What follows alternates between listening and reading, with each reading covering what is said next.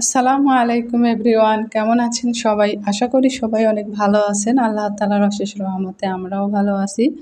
Lifestyle of Afroza চ্যানেলে আপনাদের সবাইকে স্বাগতম। কাছে দূরে, দেশ ও দেশের বাইরে যে যেখান থেকে বসে আজকের ভিডিওটি দেখছেন সবাইকে জানাই অসংখ্য অসংখ্য ধন্যবাদ। আমি একটু যাব হচ্ছে বাজারের দিকে, অনেকগুলো কাজ আছে। যাব একটু হোমিও ডক্টরের কাছে, তাছাড়াও আমি যাব হচ্ছে একটু স্বর্ণের দোকানে। তো এই জন্য বোরকা পরে রেডি হয়েছি।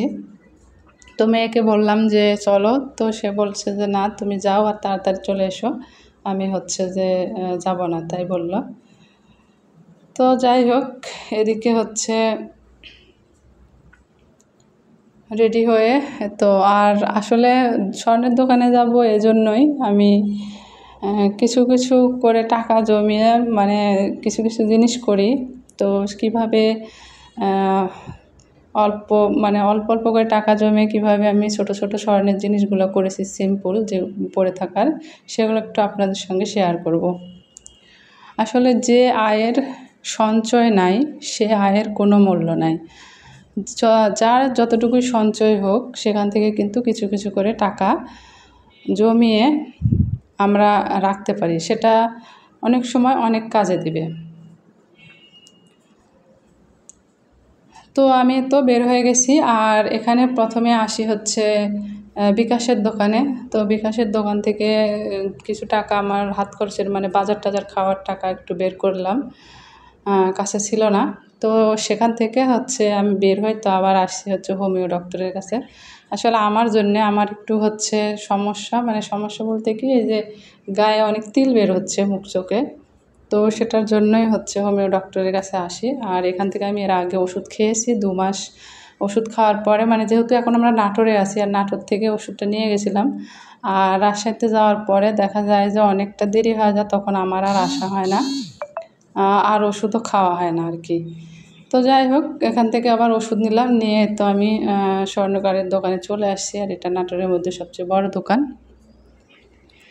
তো এখানে এসে আমি আসলে হচ্ছে আমার একটা ব্রেসলেট ছিল, তো ওটা আমি নিজেই বানিয়েছিলাম একটু একটু করে টাকা জমিয়ে। তো ব্রেসলেটটা আমার 2টা ব্রেসলেট, তো একটা হচ্ছে যে বানিয়েছি, ওটা বেশি পরতেই পারিনি, স্টার নিয়েছিলাম, তো ওটা শুধু ফুটে, দেখা যায় যে জামা কাপড় পরতে লাগলে বা বোরকা পরতে লাগলে শুধু হাতে ফুটে। তো ভাবলাম যে ওটা চেঞ্জ করব।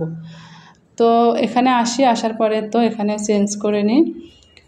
ভাবেছিলাম যে যদি দামে দরে হয়, যদি ওজনে না মিলে তাহলে আমি বানাতে দিয়ে যাব, আর যদি ওজনে মিলে তাহলে নিয়েই চলে যাব আর কি। তো যাই হোক, ওজনে মিলে যায়, এর জন্য আমি স্বর্ণের জিনিসটা নিয়ে নিই, আর এখান থেকে বের হয়ে একটু মিষ্টির দোকানে আসি। আমার আমরা মা মেয়ে দুজনেই মিষ্টি কিন্তু তেমন পছন্দ করি না, কিন্তু কিছুদিন হঠাৎ করে মিষ্টি খেতে ইচ্ছে করলো, এর জন্য আমি একটু মিষ্টির দোকানে ঢুকেছি, যে অল্প একটু মা মেয়ের জন্য একটুখানি মিষ্টি নিলাম। নিয়ে তো আমি এখন বাসায় চলে আসছি, আর আমি কী কী নিলাম সেটা একটু আপনাদের সাথে শেয়ার করি। তো এই ব্রেসলেটটা আমি নিয়ে এসেছি। তো আমারটা ছিল, ওটা আসলে আপনাদের তো দেখানো হয়নি, ওইটা ছিল চেনের মতো, মালার মতো, কিন্তু তার সাথে একটা করে স্টার ছিল, একটা করে হচ্ছে যে ফুলের মতো ছিল আর কি। তো সেটাই আমি চেঞ্জ করছি। আর এই ভিডিওটা কেন যে এরকম হয়ে গেছে বুঝতে পারিনি, তো একটু কষ্ট করে দেখে নেবেন, বড়োভাবে আসলে দেখতে আরও ভালো লাগতো। তো আসলে হচ্ছে মেয়ে আসলে এরকম বেস্টেস অত বেশি পড়তে চায় না, সিম্পল আংটি টাংটি পছন্দ করে। আর যেগুলো বাংলাদেশ থেকে আমি একটু আধটু করে বানাই সেগুলো হচ্ছে যে আমি ব্যবহার করি, আমার জন্যে করি। ও আসলে ওরকমভাবে পছন্দ করে না, আর ওর আসলে ওগুলো টিকে না আর কি। আর ওর আব্বু হচ্ছে যে বাইরে থেকে ওকে দিয়েছে যেগুলো, ওগুলো পরে থাকে আর কি। আংটি একটা সবসময় পরে থাকে, আর বাদ বাকিগুলো ওভাবে পরে না। আর কানের বলতে কানেরও দিয়েছে, ও কানের বড় জিনিস যেহেতু ওগুলো পরে না, আমি একটা সিম্পলভাবে পাথর দিয়ে, এখানকার জিনিস বলতে শুধু পাথর দিয়ে একটু বানিয়ে দিয়েছিলাম, এটা পরে থাকে। আর এটা দেখেন চেন, এই চেনটা আমি নিজে টাকা জমিয়ে এই চেনটা আমি বানিয়েছি। তো আসলে আমি কিভাবে টাকা জমাই সেটা একটু আপনাদের সামনে শেয়ার করি। আসলে যখন দেখা যায় কি ঈদের মধ্যে দেখেন না, নানি দাদি তারপরে আছে মা বাবা বড় বোনেরা থাকলে দেয় না। আমার বড় আপা চাকরি করে, ও আমাকে এটা সেটা দেয়, অনেক আদর করে। তো তারপরে আছে মা বাবা ঈদের মধ্যে দেখা যায় যে টাকা দেয়, তখন দেখা যায় যে অত কিছু আসলে লাগে না, তখন অতগুলো টাকা আর খরচ না করে। এদিকে তো হাজব্যান্ড আছেই, তো তখন দেখা যায় যে আমি ওই ওরকমভাবে একেবারে 4,000 5,000 6,000 এরকম করে কিন্তু ওই টাকাটা আমি আর খরচ করি না, দেখা যায় রেখে দিই। আর এমনিতে হচ্ছে যে অল্প অল্প করে দেখা যায় যে 100 200 400 500 এরকম দেখা যায় যে মাসের শেষে হয়তো 500 টাকা ঘ্যাচ করে হেঁটিয়ে রাখলাম, মানে সরায় রাখলাম যে টাকাটা রাখি। সব থাকলে সবই কিন্তু খরচ হয়ে যাবে এগে থাকলে। তখন আমি এভাবে একটা বাটিতে বা ইয়াতে, আমি কিন্তু ব্যাংক, ওই যে মাটির ব্যাংক ট্যাঙ্কে অনেকে থয়, আমি কিন্তু এভাবে থুই না, মাটির ব্যাংক আমি কিনিনি কখনো। তো যাই হোক, এরকম করে হয়তো একটা বাটির মধ্যে রাখে, বা বাটি না, ওই যে থাকে না যে ছোটো ছোটো যে ইয়েগুলো, আরএফএলের যে ঢাকনা লাগানো ইয়েটা, টিফিন বাটির মতো, এরকম আমি হচ্ছে যে অল্প স্বল্প করে দেখা যায় 500 টাকা কি 100 টাকা কি 200 টাকা কি 1,000 টাকার কাছে, যখন যেমন, সব মাসে তো একরকম খরচ লাগে না। তখন আমি এইভাবে হচ্ছে দেখা যায় যে একটু করে হেঁটিয়ে রাখলাম, সরায় রাখলাম।